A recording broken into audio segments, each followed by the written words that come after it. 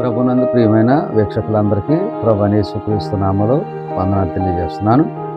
ఈరోజు దేవుని యొక్క మాటను మనం ధ్యానం చేసుకుందాం. యోహాను సువార్త 15వ అధ్యాయము 13వ వచనం నుంచి మనం ధ్యానం చేసుకుందాం. తన స్నేహితుల కొరకు ప్రాణం పెట్టువానికంటే ఎక్కువైన ప్రేమ గలవాడు లేడు. కనుక ఇక్కడ వాక్యాన్ని మనం చూసుకున్నట్లయితే ఈ లోకంలో ఎంతోమంది స్నేహితులు మనకున్నారు, బంధువులు మనకున్నారు, కానీ మనకి ప్రాణం పెట్టే అంత ఎవరు కూడా లేరు.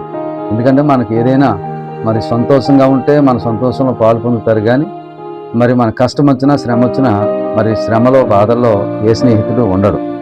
అయితే యేసుక్రీస్తు మనకి మంచి నిజమైన స్నేహితుడిగా ఆయన ఉన్నాడు.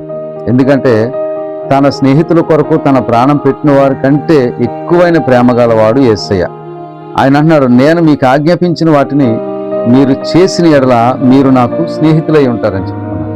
కనుక యేసయ్య మాట మనం వింటే, ఆయన చెప్పింది మనం విన్నట్లయితే ఆయనే మనకు స్నేహితుడిగా ఉంటాడు. ఇంకంతా యేసుక్రీస్తు కంటే మించిన మంచి స్నేహితులు ఈ లోకంలో ఎవరు లేరు.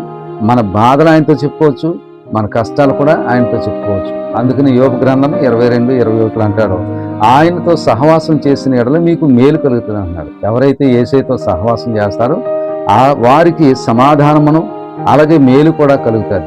కనుక ప్రతి ఒక్కరు కూడా గమనించండి, యేసుక్రీస్తు మనకి నిజమైన స్నేహితుడిగా ఉన్నాడు.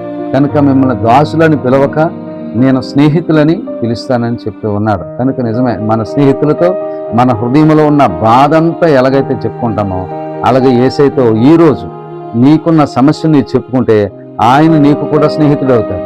ఎందుకంటే నేను చెప్పినవి చేస్తే, నా మాట వింటే, నాకు లోబడితే నేను నీకు స్నేహితుడిగా ఉంటానని చెప్తున్నాడు. అది స్త్రీలైనా పురుషులైనా యేసయ్య స్నేహం మనకెంతో మేలును కలగజేస్తుంది. ఆయన మీకు నాకు మనందరికీ స్నేహితుడిగా ఉండి మంచి ఆలోచనకర్తగా ఉండి మనలను మన కుటుంబాలను మనందరినీ కూడా ఆయన చక్కగా ఆలోచనిచ్చి నడిపించి బలపరచాలని కోరుకుంటూ ఈ మాటలు ముగిస్తున్నాను. దేవుడు కొద్ది మాటలు మన ఇంట్లో దీవించి ఆశీర్వదించును గాక.